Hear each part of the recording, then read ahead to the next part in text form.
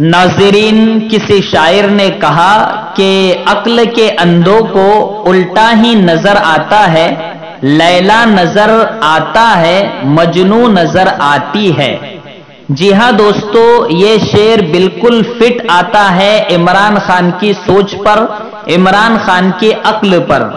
ये बंदा भी अजीब बंदा है जिसने अपने इलेक्शन की मुहिम में यह नारा दिया था पाकिस्तान में कि मैं पाकिस्तान को रियासत मदीना बनाऊंगा, और अक्सरियत ने उसके इस नारे पर एतमाद करते हुए उसको वोट दिया। लेकिन यह कौमी असम्बली में कुरान और हदीस के खिलाफ बिल पास करवा कर यह साबित कर रहा है कि मैं यूरोप की तहजीब को यहां नाफिज करने आया हूं।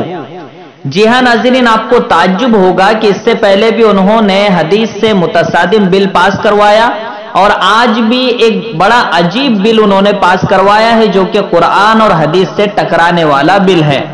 इमरान खान ने यह बिल आज हुकूमत ने उसकी पेश किया है, पास किया है कि अगर कोई मर्द जबरन जिना करता है, जबरन किसी औरत के साथ गलत काम करता है, तो उसको नामर्द बना दिया जाएगा। ये इमरान खान ने अपनी अक्ल से ये कहा था और आज ये कानून में तब्दील हो गया है। हालांकि कुरान कहता है कि अगर कोई इस तरीके की हरकत करे तो उसे संसार किया जाए, फांसी दी जाए। और एक सवाल है इमरान खान से कि अगर कोई औरत इस तरह जबरन करती है तो आप क्या उसे ना औरत बना दोगे?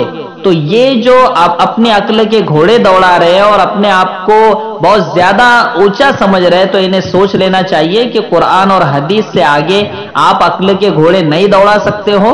कुरान और हदीस ही के मुताबिक आपको चलना होगा, तभी आप रियासत मदीना बना सकते हो।